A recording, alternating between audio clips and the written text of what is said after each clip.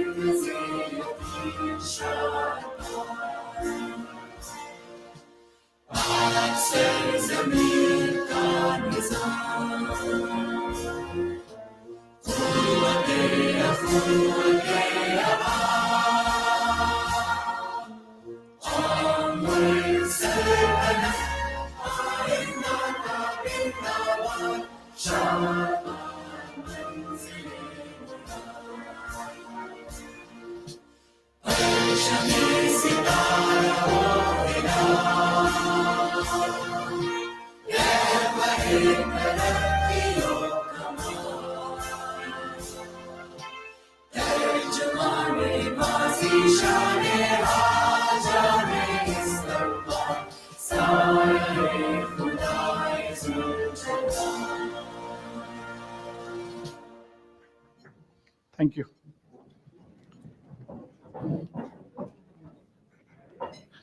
Again, I would like to thank everybody for joining us. As you know, we've been doing this now for over 2 decades by the Pathfinder Group, and we're very honored to have Olivier Schwab over here from the World Economic Forum. The World Economic Forum has been a consistent partner both for the Pathfinder Group, but also for Pakistan as well. So thank you. Olivier serves as the managing director at the World Economic Forum, and I think of particular note for me is he's always been head of the technological innovations that the World Economic Forum has been pushing. So thank you very much, Olivier, for joining. I'd like to start with you. Oh, thank you. Thank you, Zarar, and thank you for inviting me to the Investment in Pakistan lunch, and in the name of the World Economic Forum and the managing board that I represent, a warm welcome to Davos, although we're already Wednesday and many of us have been in Davos for a few days already. We're so grateful for Pathfinder's Group, a long-standing partnership with the World Economic Forum, stretching now, I think, 30 years, over 30 years. And so thank you, Ikram and Zarar, for your long-standing commitment. And when you first started coming to Davos, I was actually a student driving around the limousine in the early 90s. So a lot of time has passed since then. We also have the privilege to have in Davos Honoring Minister Aurangzeb. Thank you for joining us and for engaging with our program. And I want to recognize also, while I have the stage, the contribution of Prime Minister Sharif at our World Economic Forum special meeting in Saudi Arabia, which we had last year in April, where he delivered the closing address. And we would love to build on his engagement, on this engagement and your engagement here, to continue our relationship with Pakistan.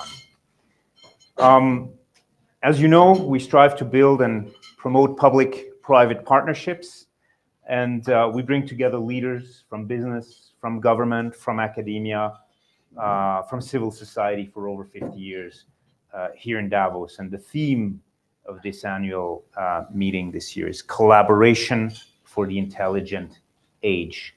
And collaboration we need.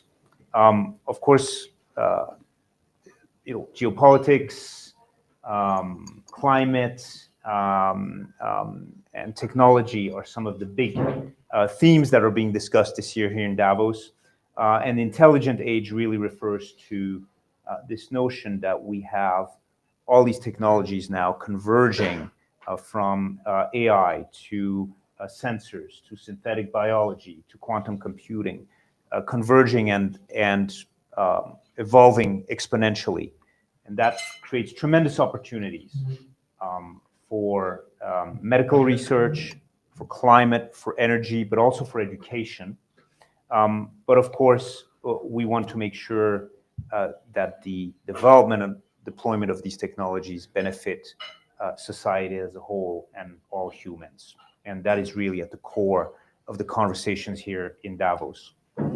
We're currently running over 150 initiatives spanning across all of these issues, which I mentioned, with our partners to drive impact at a global scale. And one of the flagship initiatives I'd like to highlight here is the Edison Alliance.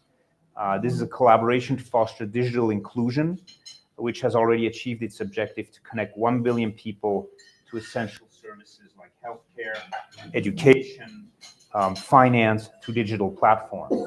And Pathfinder Group has been one of the leaders in this initiative, also with its project, the Azan Mobile Account scheme, which provides financial access to the impoverished and vulnerable communities in Pakistan, and has catalyzed that. And I understand the scheme has already, in a very few years, closed on 12 million accounts. So congratulations for that. It's a demonstration of our multi-stakeholder approach to work between industries, to work with regulators, and we're really grateful for Ikram and your engagement and Pathfinder's engagement over so many years. And I wish you really a wonderful continuation of your stay here in Davos. Thank you. Thank you very much. Thank you for those kind words, Olivier. And obviously, we value our partnership with the World Economic Forum. And obviously, thank you for promoting Pakistan as well, where you do. We'll break from the usual order. I'd like to give actually our chief guest the next opportunity to speak. Senator Mohammad Aurangzeb, current finance minister of finance and revenue for Pakistan. Previously, he's held notable positions as CEO and president of Habib Bank, and he's held senior positions in the banking industry for many, many years. He has the unenviable task of negotiating with the IMF and coming up with a package that is not just the IMF, but more importantly, the Pakistani various stakeholders, who, no matter what you do, will always criticize you. But here we are in support, and we obviously wish you the best. So you have the forum, sir. Yeah, thank you. Thank you, Zarar. Thank you, Ikram Saab. Greatly appreciate Pathfinder Group's invite, and it's a real pleasure to be here this afternoon.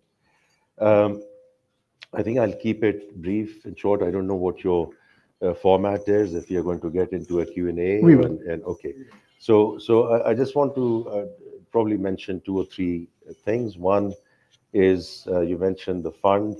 On the back of that, over the last 12 to 14 months, we have moved and made significant progress in terms of macroeconomic stability. It's evidenced by various matrices, which you have all seen, whether it's our FX reserves, which had dipped down to 2 weeks of import cover. They are a little over 2 months of import cover. We have a stable currency. We have gotten to a situation with respect to the trade deficits, which have been the bane of our country for the longest time.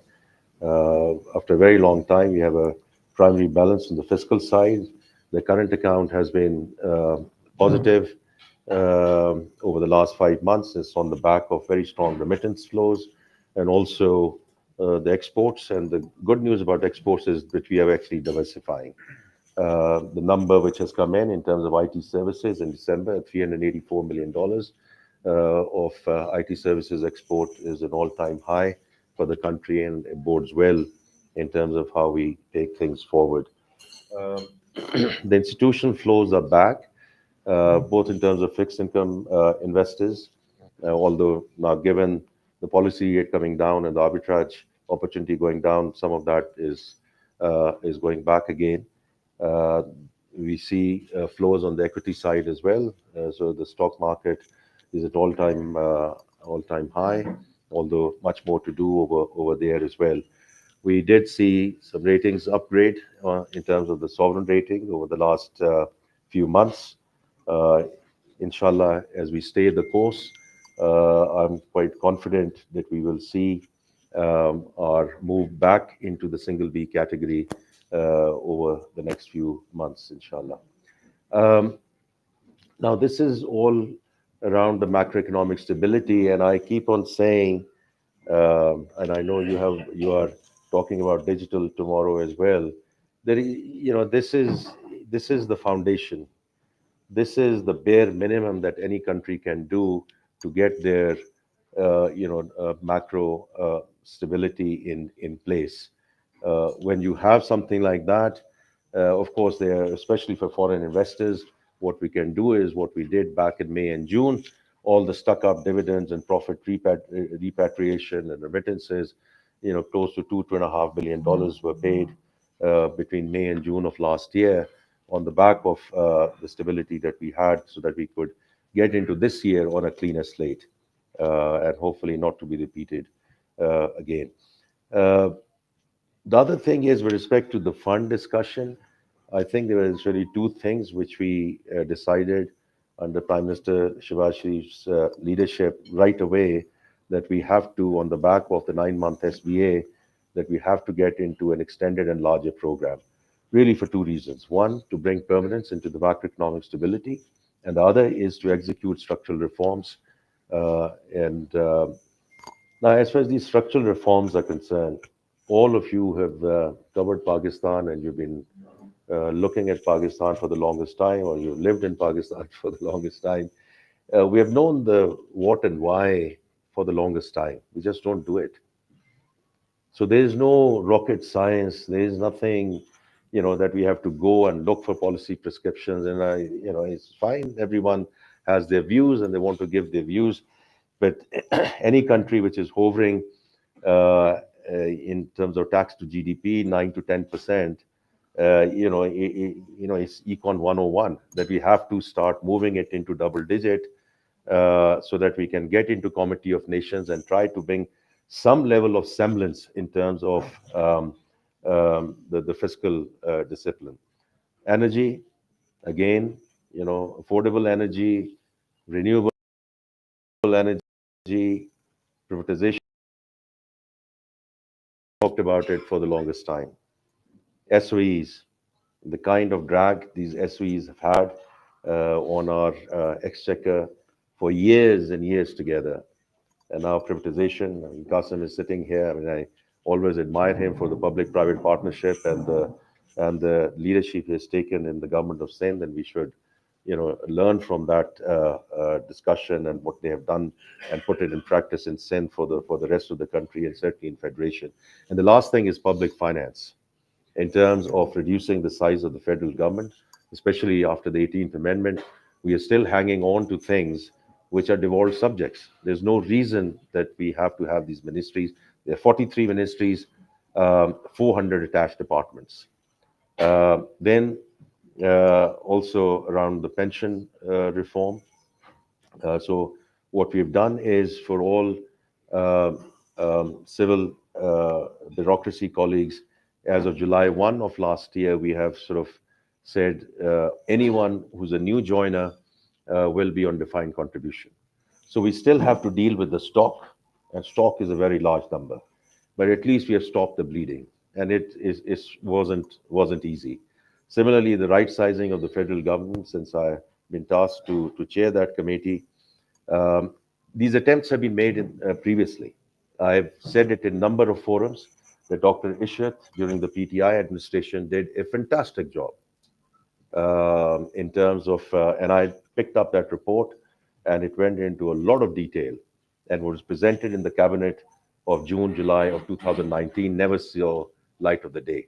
Because when you are trying to go for a big bang approach, it at times it doesn't work, and it didn't work. So what we are now doing is taking it sort of bite size. We are taking 5 ministries at a time, um, looking at the attached departments, making decisions, taking it to the cabinet, taking it to the PM, getting decisions, and then looking at their implementation.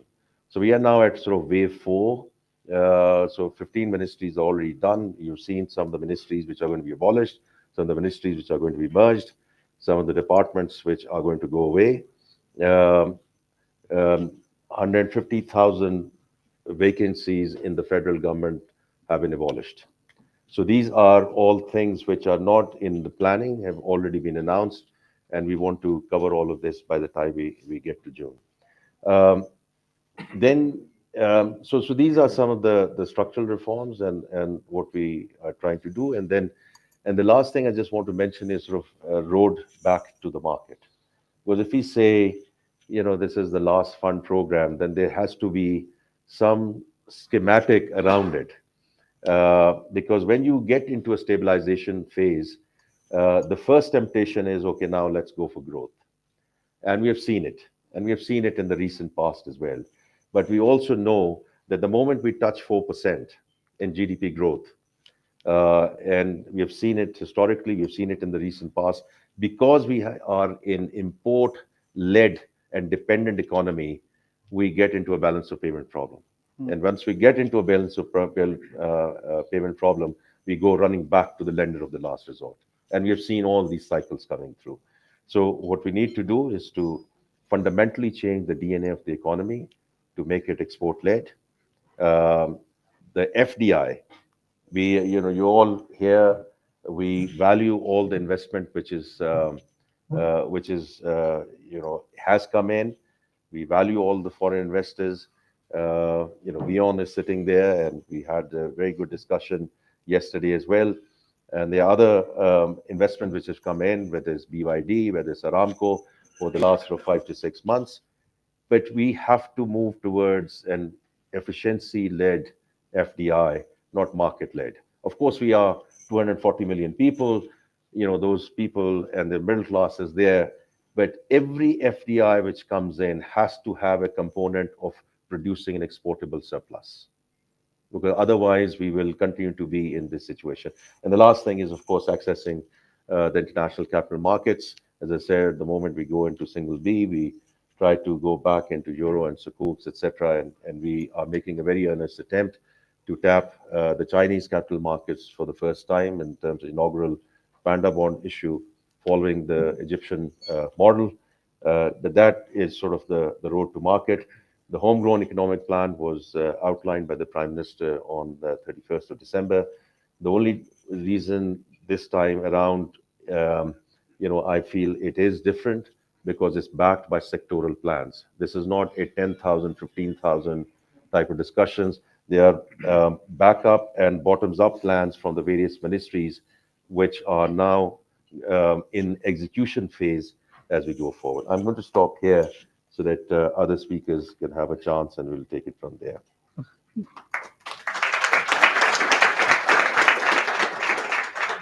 Thank you very much, Minister, for those words. And we'll have an opportunity for questions answer session at the end.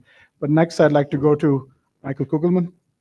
Michael is Director of the South Asia Institute at the Wilson Center. A noted foreign policy expert, specifically in the South Asian region. He has written extensively, commented extensively, and sometimes created controversy as well. So, Michael, I will turn to you. Well, thank you very much, Zarar, and thank you to Ikram Segal and the family and to the Pathfinder group. It's really an honor to be here, and also to be an honor to be sharing the stage with the Honorable Minister. Oh, yes, that's not... Sorry about that. Sorry about that. I was just saying thank you. It's an honor to be here, and I want to thank the Segal family for inviting me here. And I also want to say it's an honor to be on the stage with the Honorable Minister and Mr. Schwab earlier, and the others. So, from the perspective of U.S.-Pakistan relations, which I follow closely, the question of investment is a very salient one. U.S. investors have operated in Pakistan for quite some time in a range of spaces, and there is a well-established and long-standing U.S.-Pakistan Business Council attached to the U.S. Chamber of Commerce in Washington. Some of the biggest American companies, Coca-Cola, Procter & Gamble, many others, have invested in Pakistan for quite some time. And more broadly, as many of you will know, the U.S. has invested in Pakistani infrastructure, such as dams, as well as schools and hospitals over the years. Now, others are more well qualified than me to talk about the best sectors to look at and the challenges and opportunities in each of them. So I thought I'd use my few minutes to talk about a broader issue related to today's Pakistan. And in that regard, I'll make a modest proposal as a friend of Pakistan. And it relates to the issue of what I would describe as Pakistan's story. Officials, business leaders often aim to attract investment from the international community by making pitches to foreign interlocutors about why it's worth investing in Pakistan. And the pitch revolves around a number of things, and that might include things like Pakistan's untapped mineral reserves, its textile industry, its large and young population, its fledgling tech sector, and so on.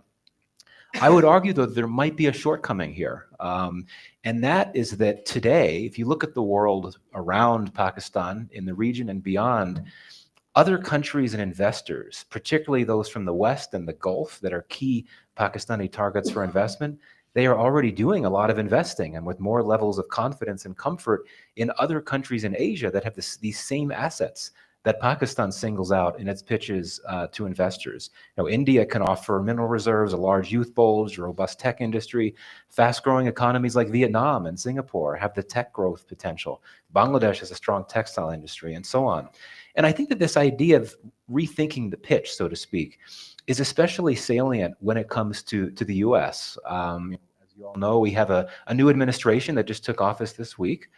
And I think that it will be a challenge, to be candid, at least initially, to get the attention of the Trump administration, to move the relationship forward. And I would argue that to pitch Pakistan as an important country because of its demographics and its strategic location, which is very true, might not get you as far as you would like with the next administration. So what I'm saying is that Pakistan's investment prospects might receive a boost if that pitch can be adjusted a bit so that it hones in on what truly makes Pakistan unique and as an investment destination. And I think that the onus will need to be on Pakistan and its government to take the initiative and be proactive about this. And I think that with macroeconomic indicators having stabilized a bit in Pakistan, as the minister was just noting, in terms of inflation coming down, foreign reserves coming down with new IMF support in place, perhaps now can be the time to think about how best to approach key partners, donors, investors in the United States and elsewhere. If you look at some of the figures that came out last year from the government, from Pakistan's government, about investment, it is notable that even though we saw some stabilization of the macroeconomy last year, there are indications that Pakistan's investment ratio went down, and I believe I'll be corrected if I'm wrong. Pakistan's investment ratio actually sunk to a 50-year low. It fell to just 13% of the size of the economy. And that's pretty significant, particularly that the economy had stabilized. So I think, and no one needs to listen to me. I'm probably the last person that the government of Pakistan should listen to. But I do think that as we look at how the world operates today, as we look at how Washington operates today, as we look at Pakistan's place in the region and in the world, I think it's worth having some useful conversations. And it's not my place to be saying what should be at the forefront of those conversations. What should be Pakistan's story? What can it offer to the world? There's much that it can offer, I'm sure, but it might be time, now might be a useful time to think more about that. So thank you. Thank you, Michael. And I was going to ask you about the Trump administration, but I think you've answered that very well. I think the one thing I think the finance minister didn't talk about that the government's done extraordinarily well is set up these special technology zones. And I think these will be a game changer because you have a liberalized investment climate there. You have tax exemptions both on custom duties, but also tax breaks when it comes to dividends and so forth. And I think that really, in my mind, will boost what I believe is going to be the next stage of growth. And, we are very honored to have Abu Bakr here as well, who is chairman of the Pakistan Software Export Board. He's been a noted CIO of many companies as well in America and, comes with a vast background. And we're very delighted that he has taken over the chairmanship of this very important institution. So, Abu Bakr, please, if you'd like to go ahead. Thank you so much, and thank you, Vikram Saab and Zarar, for inviting me over, and thank you for everyone for attending here. It's an honor to be here.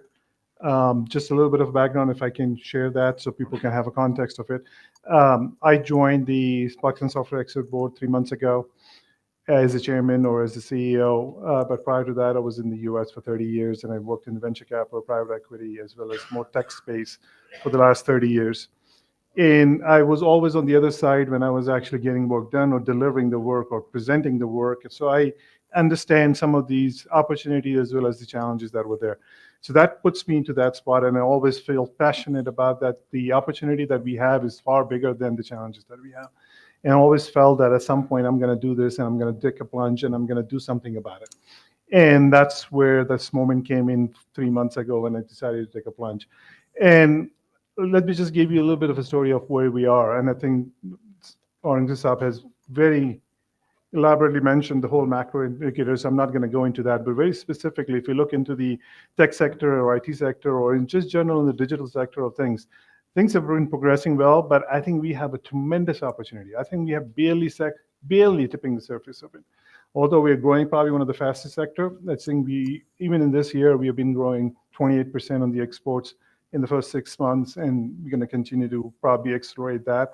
One of the things and a few observations in the first 3 months of joining and looking at it, I understand the potential, I understand the infrastructure, I understand there's some of the challenges that are with the infrastructure, but despite of all of this, our resiliency, our commitment, and one of the big positive I would say is across the board, what I felt so heartwarming is there's such an alignment at all levels.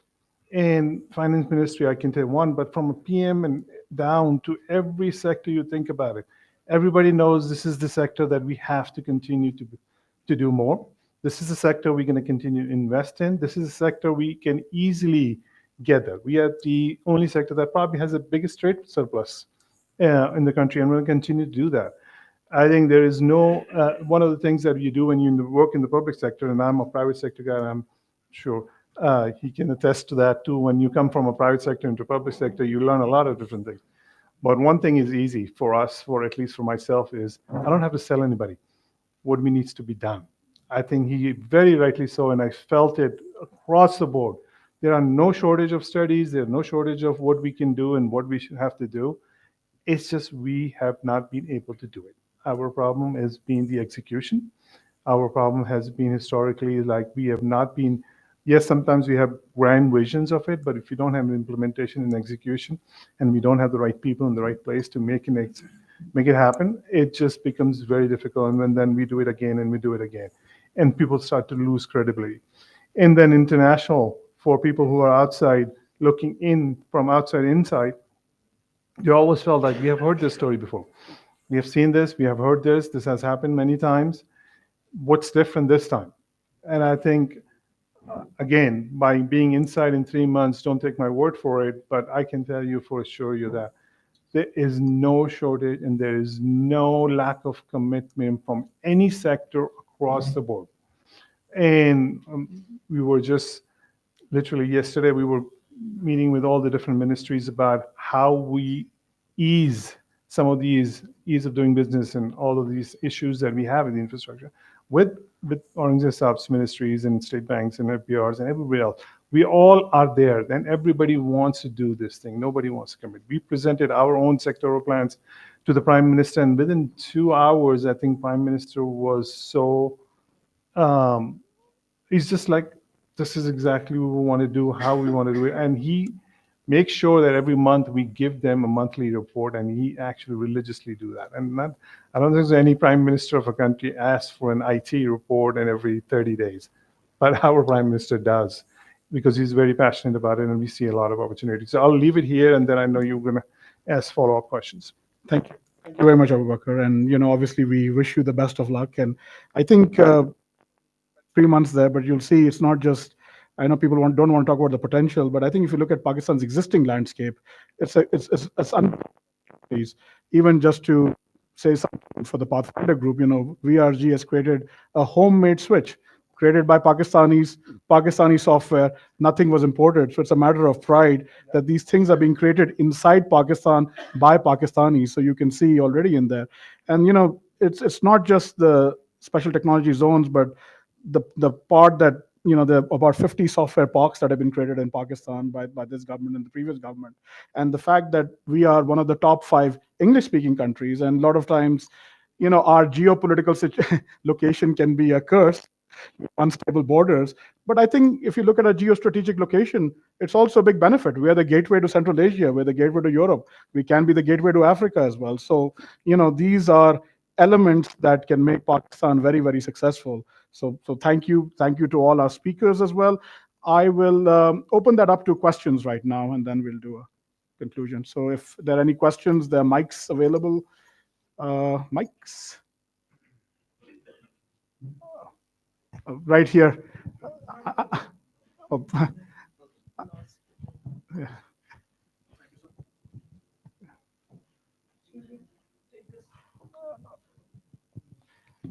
And if I may request, it should just be a question. Very short. Not you, but in general. No statements, please. So first of all, I would like to thank Mr. Zarar Sehgal that he invited us and collected us all together over here at Davos. Sir, Mr. Aurangzeb Saab, we appreciate your efforts, all that you've been doing. But there are one or two questions, only two questions, very small. Number one question, a lot of people meet. My name is Kabul Khatian, and I am chairman of Sindh Irrigation and Drainage Authority. And other than that, I'm also at Sindh Investment Board. I'm one of the directors with the minister today. So the question that everybody asked us over here, and a lot of people came from London to Karachi, a lot of people came from USA to Karachi, a lot of doctor friends, a lot of other people who want to come and invest in Karachi.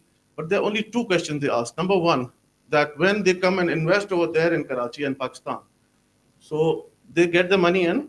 When they're going back after 5 years, if the currency devalues,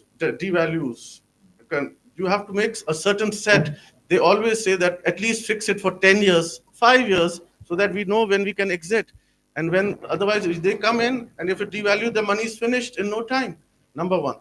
Number two, the other question that they keep asking us is that when we make some profit, we cannot take it back to our country or wherever they have come from. So that these are the only two questions I would like to ask. Thank you, sir. Thank you. I can appreciate what, whether it's local investors, whether they're foreign investors, basic thing that they are looking for is a policy framework and even more importantly, policy continuity. And that's what we have to deliver. You are just focusing on one aspect of it, which is FX and currency, which is important. But the issue for us is that administration after administration after administration, we do not follow through, and we have that lack. So that is what we have to address. As far as the currency is concerned, it has to be dictated by the by supply and demand, and it has to be market-based exchange rate. So we cannot say where the currency is going to be in sort of 5 to 6 years. But what we can do is to ensure there is permanency in the macroeconomic stability, because you are talking about, and rightly so, right? I mean, if the existing investors cannot get their money out, right? Because when you go into these boom and bust cycles, and you go into, I can tell you as a banker, right? I mean, we went into essential, non-essential regime. People could not get, materials in to sort of get things going. Then letters of credit came back in. The contracts started coming through in. But I've been very open, right? I mean, May and June, we cleared the entire backlog. When you talked about American Business Council, the Overseas Chamber, etc., right? Now, we just have to ensure that this does not happen again. That is what we need to ensure. The interest rates will go up and down. The currency will go up and down. They normally come in. I mean, all very savvy investors are sitting here. That's where the political risk comes in, that's where other, hedging mechanisms come in. But the main thing that we have to ensure is, that we do not go back into these boom and bust cycles. But I do appreciate the pain that people have felt, because you have to start with acknowledgement. If you say that everything is fine, no, there's a lot of pain. I mean, people had to wait for their repatriations for 2 years. And, they are very generous head offices. I've worked for global banks for bulk of my career.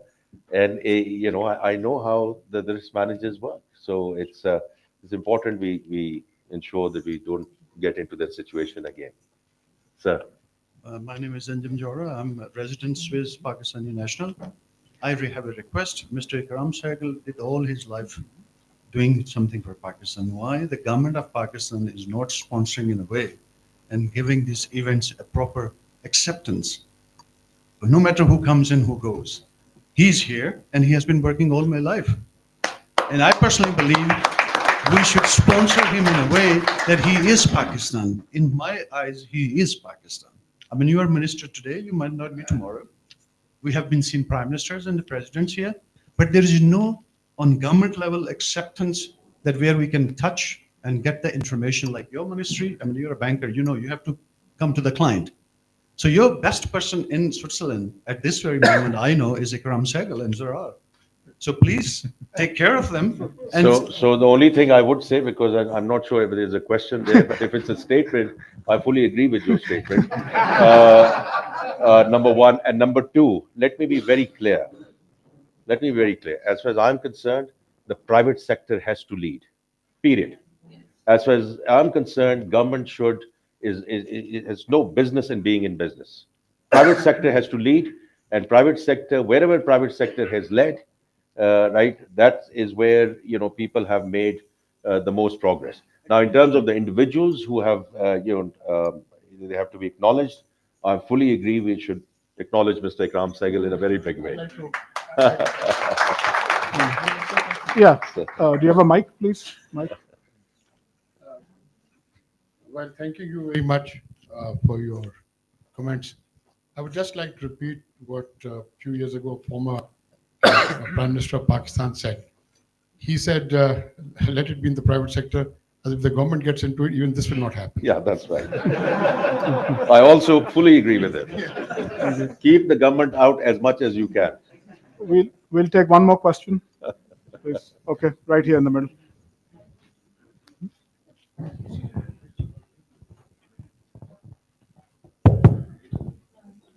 Thank you, sir.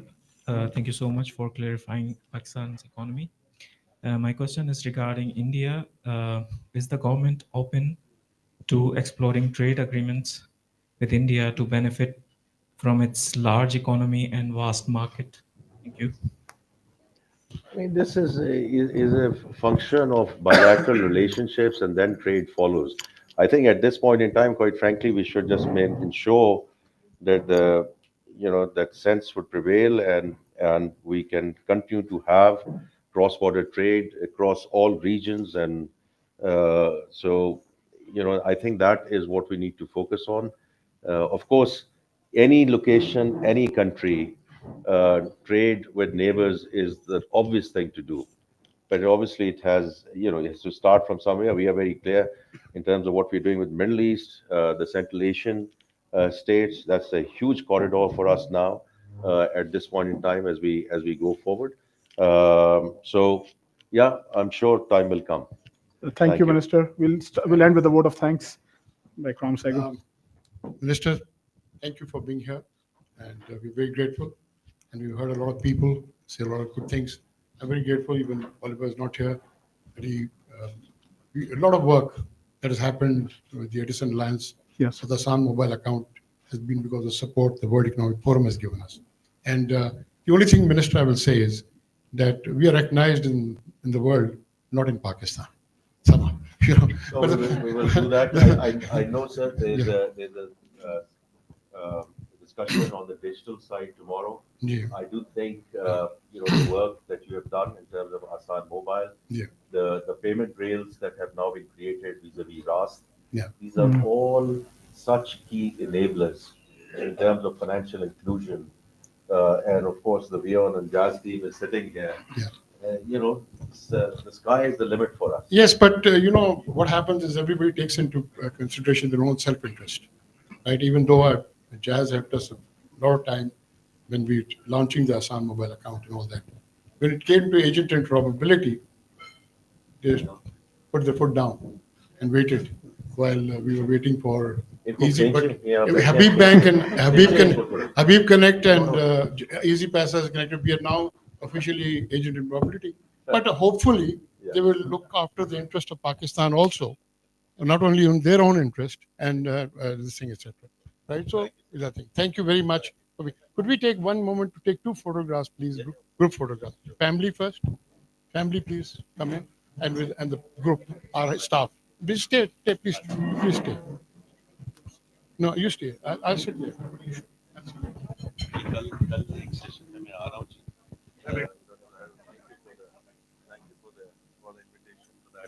I know.